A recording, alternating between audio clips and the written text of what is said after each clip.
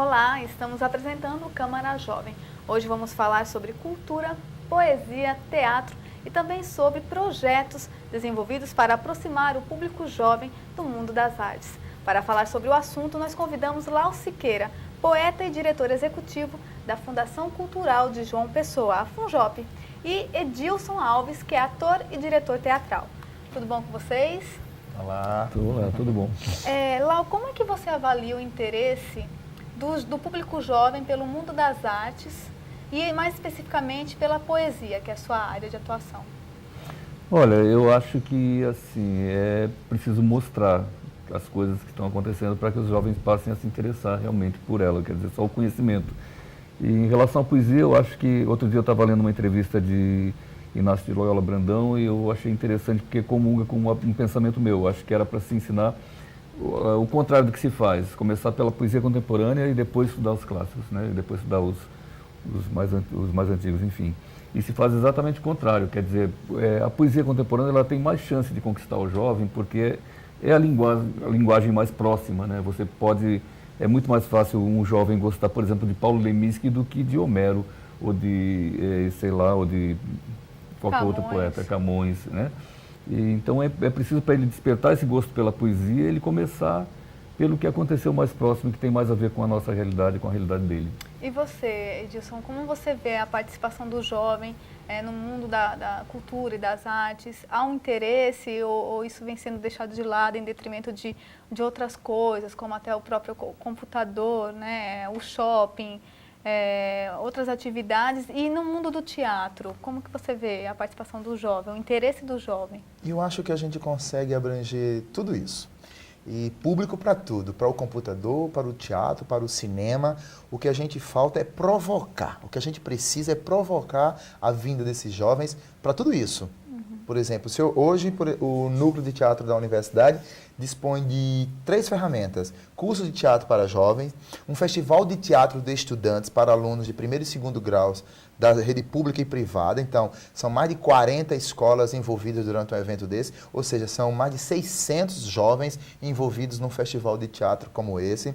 A própria FUNJOP, no mês de outubro, realiza o festival, o Outubro do Teatro, onde tem uma vasta programação destinada ao jovem, entendeu? Você provoca tudo isso e aí você sim vai ter esse jovem perto de você, ou no teatro, ou no cinema, ou até mesmo na internet. O que a gente precisa é provocar, divulgar, descobrir meios e fórmulas que isso seja atrativo para ele. Uhum. E o que a prefeitura, né, a FUNJOP, vem fazendo no sentido de políticas públicas para promover a cultura popular mais voltada para o jovem, Lau? Olha, a gente tem realizado algumas oficinas aí em alguns bairros que eu acho que é de fundamental importância. Uma das oficinas que eu acho que pelas quais eu tenho um carinho muito grande, que são as de leitura, né? Onde nós desenvolvemos no bairro São José, Mandacaru, bairro das Indústrias, e em alguns outros bairros, que é voltado exatamente para o público jovem e para a sedução da leitura, né? A partir dessas oficinas, nós também introduzimos outros elementos, como teatro e música, e tem sido bem interessante assim, a aceitação. Quer dizer, eu acho que o Edilson foi muito feliz quando disse que a gente tem que provocar. Eu acho que a gente tem tentado isso, provocar o jovem a despertar o gosto pela arte, quer dizer, ele ter acesso, né, dar acesso à produção artística. Eu acho que a partir daí ele começa realmente a perceber que existe um mundo vastíssimo aí e que com certeza é bem importante para a formação dele. O projeto das praças, da construção de praças e revitalização, né, que é um instrumento, um espaço comunitário que oferece a todos os públicos, jovens, crianças, idosos, adultos, uma opção de lazer, de esporte e também de cultura, né? A gente tem uns espaços dos anfiteatros. Qual a importância desses espaços para a cultura de João Pessoa, na sua avaliação? E depois eu queria o comentário também de Edilson. Como é um prazer. Eu acho que é fundamental você dar exatamente isso que eu falei, você dá o acesso. E esses espaços, eles proporcionam isso, a democratização do acesso à cultura, né? Principalmente porque assim, as programações dos bairros e dos anfiteatros, elas são discutidas diretamente com a comunidade através dos seus representantes no conselho gestor da praça, né? Então eu acho que o fato de a gente estar levando teatro, música, literatura para as praças tem contribuído fundamentalmente para esse desenvolvimento dos jovens, para esse gosto do jovem pela arte. Você também concorda? Olha, eu acho que a melhor coisa dessa atual gestão da prefeitura são esses projetos voltados para as praças municipais. Você vê as famílias sentadas, todas saem de casa às 5 horas da tarde, 6 horas, sei lá que hora, vai para a praça, pai, mãe, filho, cachorro, entendeu? Todo mundo vai para a praça, ou jogar um vôlei, uma pelada, assistir um espetáculo de teatro, um espetáculo de música, um grupo para folclórico, é a melhor coisa, assim, minha maneira, porque antes de eu ser coordenador, antes de eu ser cidadão pessoense, antes de eu ser ator, eu sou cidadão pessoense. Então, eu sou um dos atores da cidade que já usufrui bastante desse projeto.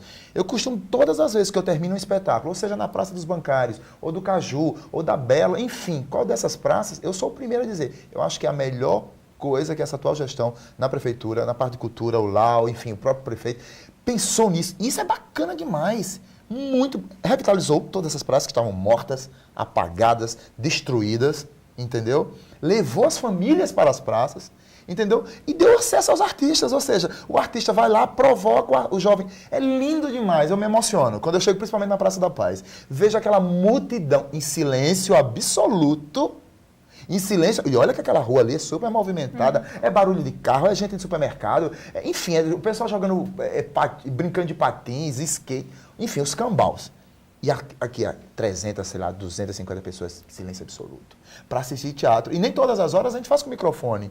A gente faz como se a gente estivesse no Teatro Santa Rosa, no Paulo Pontes, no Lima Penante, e as pessoas curtem, aplaudem. Isso é fantástico, em todas elas. Eu já passei, acho que por quase todas. Coqueiral, em Mangabeira, na Bela, no Funcionários, nos Bancários, em Manaíra, no Bessa, e assim, eu acho que é uma das melhores coisas que a gente curte fazer. Nossa equipe também perguntou a estudantes o que eles acham da programação cultural oferecida nos espaços públicos da cidade, como as praças, e quais são as atividades de lazer e cultura que eles têm acesso. Vamos ouvir. O que é que você acha das praças construídas na cidade e da programação cultural oferecida por esses espaços? Eu acho muito bom, é uma opção boa para que nós possamos ir lá na praça e se divertir com as programações oferecidas lá. E também é uma opção muito boa porque às vezes nós ficamos sem fazer nada em casa e agora podemos ir lá jogar bola e usufruir dessas programações oferecidas. Quais são as tuas principais opções de lazer aqui em João Pessoa? Comecei sim a usufruir, até porque é uma boa maneira, né? Tá em casa sem fazer nada, vamos para a praça, vamos fazer até mesmo piquenique, alguma coisa assim. E outras opções seriam ir ao shopping, é a coisa que eu mais faço. Ir à praça ou então ir ao shopping. Quando não é isso, fica em casa. Você acha que em João Pessoa há uma grande quantidade de opções culturais? Assim, eu acho que não tem as necessário para todos, né? Tem muita opção, mas não atinge todos os jovens, não chama a atenção de todos. Tem teatro, tem as ações do governo que faz feira, essas coisas, mas não chama a atenção dos jovens. O que poderia ter mais aqui era coisa mais que chamasse a atenção do adolescente, como mais esporte, como teve também o Verão Total, que foi muito bom, chamou muita atenção. E tem que ser uma coisa assim que chame mesmo a atenção do jovem, porque aqui tem, mas chama a atenção mais dos adultos, pessoas mais velhas do que jovens. O que é que você acha que deve ser feito para que os jovens participem mais das atividades de lazer e cultura aqui em nossa cidade? Eu acho que tem que aumentar mais a divulgação, entendeu? A Paraíba, ela possui vários centros de cultura e de lazer, só que não divulgam. E dizer que os jovens daqui usam drogas, roubam, por causa de falta disso é mentira, entendeu? Agora com o Verão Total, praças, estão tudo melhorando para eles. Agora a divulgação e eles se interessarem mais por isso vai fazer diferença. Você conhece muitas manifestações artísticas e culturais que são desenvolvidas aqui no município de João Pessoa, exemplo de movimentos hip hop, grupos de teatro, etc? Eu conheço alguns, por exemplo, o projeto Vagalumes, que o projeto trabalha com jovens, para visitar idosos, fazem atos. E através disso eles fazem com teatros, com dança. E tivemos até agora no FENARTE, 2008, tivemos a participação com dança e teatro. Além disso, tem um grupo da igreja que eu frequento, a Batista, que trabalha com reggae, jovens reggae, divulgando projetos em praças. já viemos aqui nos bancários, funcionários 1, e estaremos também no Geisel essa semana. Então, esses projetos assim, são muito importantes, porque entretêm os jovens e queremos também, temos tentado divulgar a participação de todos, para que possamos divulgar cada vez mais essa cultura em João Pessoa. Está aí os jovens falando da importância das praças para promoção de cultura para a juventude, mas uma crítica que foi feita em relação à divulgação da programação cultural. Você concorda com isso, Lau? Eu concordo, porque eu acho que é uma coisa nova, né? Essa coisa da ocupação cultural das praças. E eu acho que, a princípio, não se entendeu direito onde se queria chegar, mas hoje já existe, assim, até no boca a boca mesmo, na internet a gente vê que em formas alternativas de divulgação, como o Orkut, as pessoas estão usando para divulgar o que está acontecendo nas praças, né? Eu acho que isso é uma coisa que precisa ser aprimorada ainda realmente, para que todos os jovens tenham acesso e possam escolher a sua programação, né, todos os sábados. Nós paramos agora nesse período de chuva, mas a partir de setembro recomeçamos. Então, eu acho que melhor, a gente tem que buscar meios de divulgar mais realmente, para que os jovens possam optar muitas vezes pela programação que existe na cidade. E você? O que você achou aí disso? Eu confesso a você que a crítica da questão da divulgação, ela procede, não só para isso.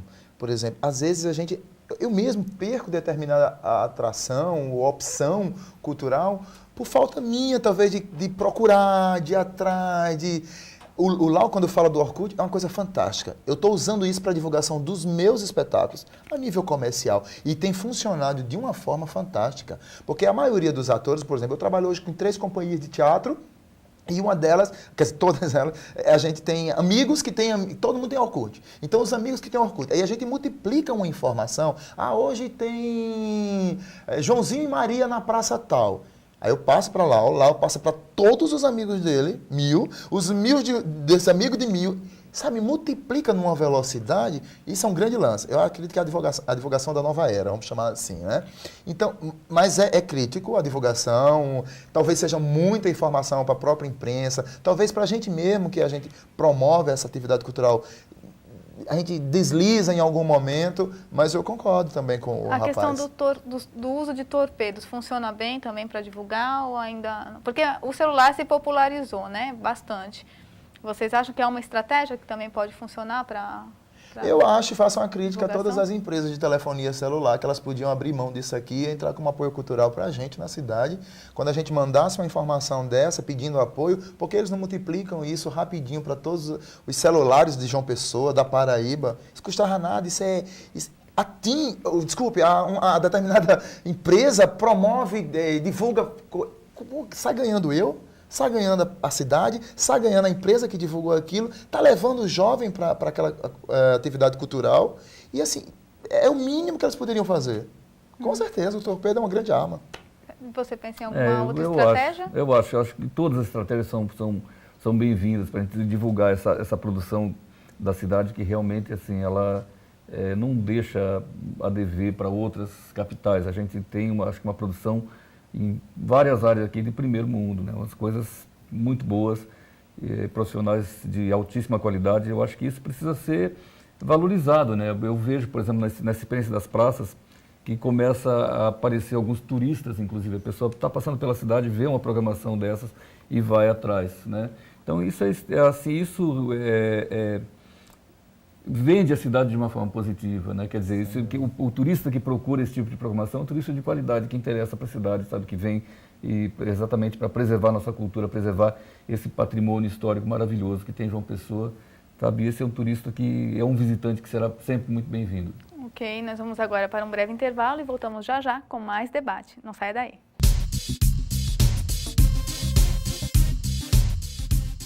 Para escrever, rabiscar ou desenhar, nada melhor do que lápis. Desde que você preste muita atenção para não furar ninguém. Sim, porque essa ponta fininha pode transformar o lápis num instrumento mortal. Por outro lado, não tem ponta do outro lado. Mas se você tem o péssimo hábito de morder lápis, tampinha de caneta, saiba que esse produto não é comestível. Tem gente que vê problema em tudo, né? E acaba prejudicando o seu direito à boa comunicação. ABP.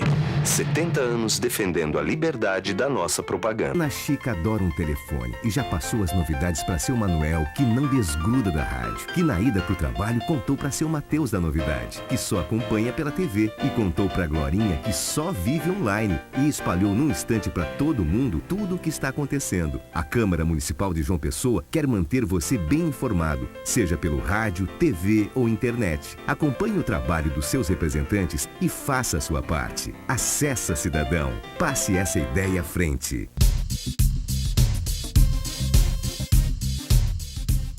Estamos de volta com o Câmara Jovem. Hoje o tema em discussão é cultura, poesia, teatro e os projetos desenvolvidos para aproximar o público jovem do mundo das artes.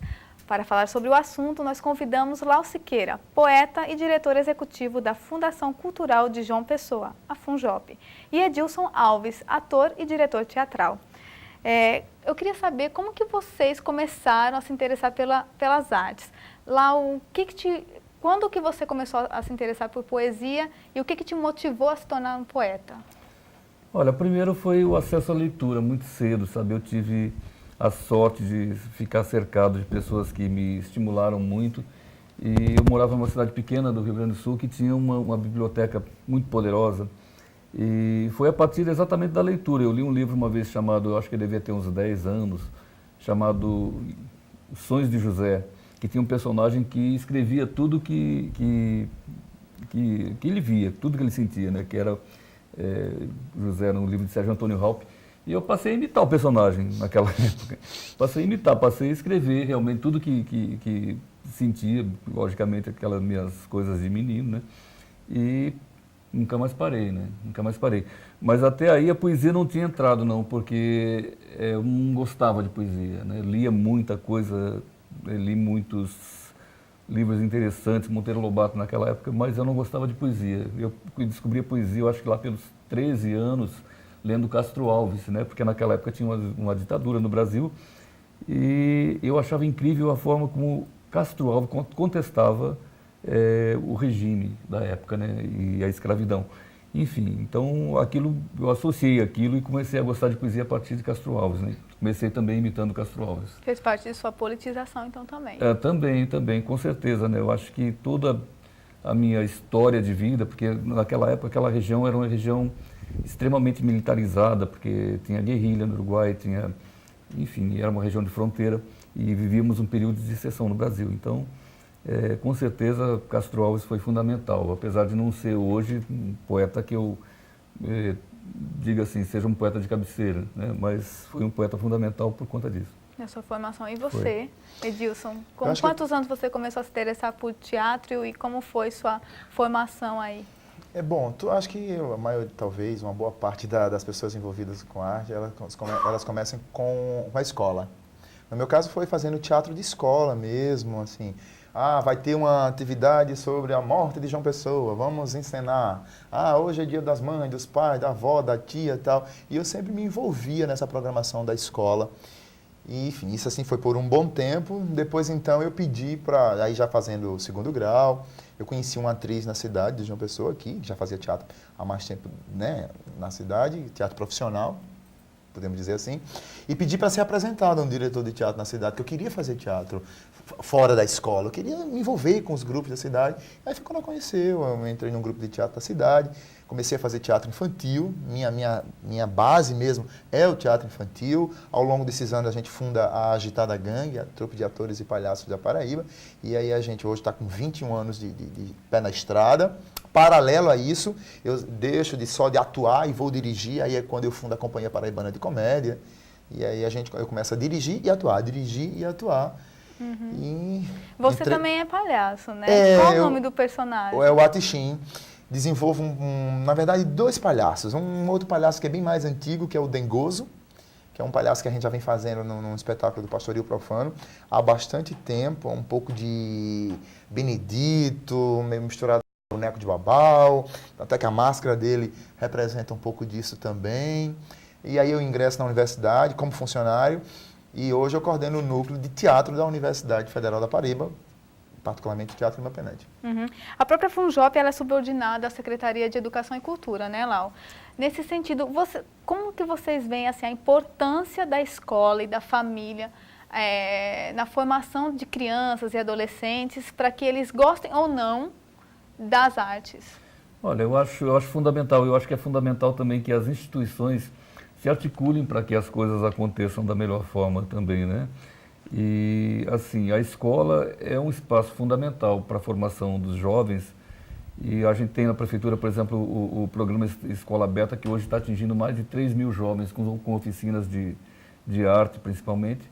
E eu acho que o caminho é esse, é insistir. Isso não é uma coisa que se mude do dia para a noite, né? Mas a gente vê, por exemplo, que mesmo nesse espaço das praças, em 2 anos, praticamente, mudou a realidade de alguns bairros, né? Quer dizer, a qualidade de vida melhora quando a gente tem acesso à cultura, mais acesso à cultura. Você acha que a escola ela tem cumprido o papel de identificar e lapidar talentos artísticos, ou às vezes isso é deixado de lado, até por conta de você ter que direcionar o aluno para ele passar no vestibular, para ele ir para o mercado de trabalho, onde às vezes as profissões artísticas não são tão valorizadas? Eu acho que a escola até identifica, mas eu acredito que não seja a função dela lapidar.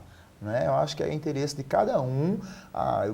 Eu tenho uma veia artística, eu descubro que eu posso pintar, escrever um livro, interpretar, dirigir, fazer um filme, criar um filme de animação. Aí eu, enquanto cidadão, enquanto adolescente, procuro o apoio da família, né? E, por consequentemente, da escola, para ter acesso a um curso de teatro, a um curso, sei lá, de cinema, a um curso de música. Eu também preciso ir atrás. Não é exatamente, eu acredito que não seja função da escola. É porque antes as escolas tinham aula de música, por exemplo, né? Nos currículos mais antigos. Aí isso foi saindo. Algumas escolas têm, outras não. Eu não estou conseguindo lembrar, mas parece que com a atual lei, a LDB, eu acho que parece que tem a obrigação de cada escola agora ter 3 profissionais das 3 artes, né? A cênica, a música e a plástica. Me parece que é isso, né, Lau?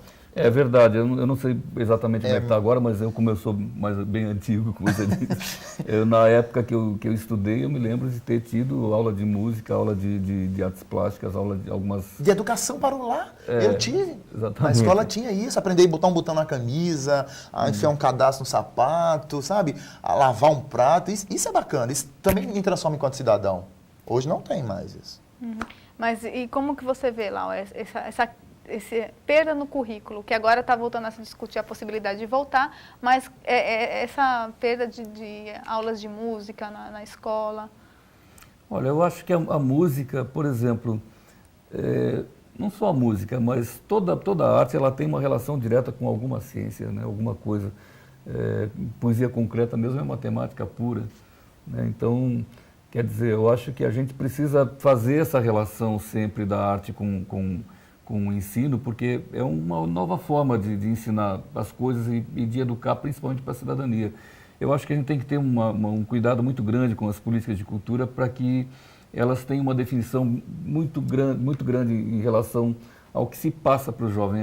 Eu sempre digo para as pessoas, assim, eu tive algumas reuniões com o pessoal do hip hop, por exemplo, e antes de algumas apresentações eu dizia para eles que era muito sedutor, mas também era uma responsabilidade muito grande de você pegar um microfone na frente de uma plateia, né? Então, sabe, eu acho que existe aí uma responsabilidade a ser partilhada, sabe, e que se for feito com responsabilidade, com certeza a gente colhe bons frutos, né? Edilson, de que forma que o teatro pode contribuir para a socialização e o desenvolvimento de crianças e adolescentes? Eu acho que através do conjunto. A partir do momento que eu me envolvo, ou fazendo um curso de teatro, ou assistindo a um espetáculo de teatro, eu posso adquirir vários caminhos. No curso, especificamente, eu posso adquirir o hábito, a leitura. É preciso, né? Se eu me envolver num curso de teatro, eu preciso saber ler, eu preciso aprender mais, eu preciso ouvir mais, eu preciso me interessar mais. Então, isso já me estimula a leitura. Se eu posso, até dentro do teatro mesmo, eu posso me direcionar para um outro caminho, a técnica, não preciso só interpretar. Eu posso aprender a desenhar um figurino, a criar um cenário para um espetáculo, aí vai precisar de todas as outras áreas, da matemática, da arquitetura, enfim. O teatro vai estimular em todos os sentidos. E se eu estiver, enquanto plateia, assistindo a um espetáculo no teatro, o que é que eu vou ganhar com isso? Informação cultural. né? E repassar isso. Que a partir do momento que eu assisto um espetáculo, eu posso ser multiplicador daquela informação que eu acabei de ver no teatro, no mínimo indicando, vai ver uma peça tal, fala disso, fala daquilo, resgata isso, resgata aquilo, né? Ou posso guardar para mim, absorver mais e chegar em casa, até discutir em casa com a família, enfim, pesquisar mais na internet. O teatro é o grande provocador. Vou vender meu peixe. Certo. Elau, a gente vê que, infelizmente, os jovens, eles vêm lendo cada vez menos, né? E isso acaba, você acha que isso acaba comprometendo o conhecimento da literatura e da poesia? Olha, eu acho que isso tu tocou num ponto fundamental. Acho que as coisas estão interligadas. Por exemplo, João Cabral de Melo Neto mesmo, ele escreveu Morte e Vida Severina por encomenda de Maria Clara Machado. Então, quer dizer, que fez diretamente para o teatro e foi o que consagrou ele como poeta. Que legal. Veja só. Então, a gente tem, assim, eu acho que a gente precisa começar eu tenho visto isso, uma boa vontade de vários setores de ter uma interlocução, sabe? Eu acho que isso é fundamental. Uhum. Em 2005, houve a primeira Conferência Municipal de Cultura, né? Quais foram os principais pontos discutidos e o que mudou de lá para cá? Olha, naquele momento nós estávamos começando uma gestão, né, com todas as dificuldades. A primeira dela é a estruturação de uma instituição para que ela cumpra um determinado papel, né? E nós tínhamos, infelizmente, uma fundação bastante desestruturada, assim, sem mínimo, né, computadores, bons computadores, transporte, essas coisas. E eu acho que, a partir daquela experiência, aquilo foi uma leitura das demandas da cidade, das demandas culturais da cidade, a gente conseguiu, assim, estabelecer algumas metas. E, logicamente, que não é possível a gente alcançar todas as metas nesse período de tempo, mas eu acho que uma delas temos conseguido, que é essa de centralizar, né, a partir de alguns programas como esse das praças, né, como as oficinas que nós desenvolvemos em alguns bairros, em vários bairros, como Engenho Velho, Gramame, Mituaçu, sei lá, Mituaçu é no Conde, Mussumagro, né, que é aqui. Uhum. Enfim, né, eu acho que ele traçou alguns caminhos, né, e permitiu que a gente tivesse uma visão mais ampla sobre as demandas culturais da cidade. Que bacana. Nós estamos encerrando o programa. Eu queria que vocês aproveitassem o espaço para divulgar rapidamente alguma coisa que vocês estejam fazendo, alguma peça, você, Dilson. Na verdade, estamos em junho, mas a gente entra em cartaz, eu digo a gente, a Agitada Gangue, entra em cartaz no Teatro Santa Rosa, durante todo o mês de julho, sábados e domingos com o espetáculo infantil Pinóquio, um espetáculo para todas as idades, e à noite, de sexta a domingo, com o espetáculo adulto, Como Nasce um Cabra da Peste, um espetáculo que já está há 12 anos na estrada. O mesmo grupo, nós fazemos os dois espetáculos, uma tarde para a garotada e uma noite para o papai e para a mamãe. Se bem que a garotada também pode assistir o Cabra da Peste. Certo. Em relação à FUJOP, tem alguma programação aí? Tem. Nós temos o São João, que deve começar agora dia 21, né, com show de Cristal, Chico César e Silvério Pessoa, e termina o dia 29 com show de Santana e Gessi Quirino. Né, no meio tem Quinteto Violado, tem outras atrações, grandes atrações, todas elas com raiz cultural nordestina, né, quer dizer, a gente não abriu mão disso. Temos também lá um grande festival de folclore que vai acontecer no Lago de São Pedro, né, reunindo basicamente uns 700 brincantes, né? E o Festival de Quadrilhas, que é uma atração à parte, assim, que sempre agrada muita gente. Ok, eu agradeço a presença de vocês. Obrigada pela audiência. Até a próxima semana.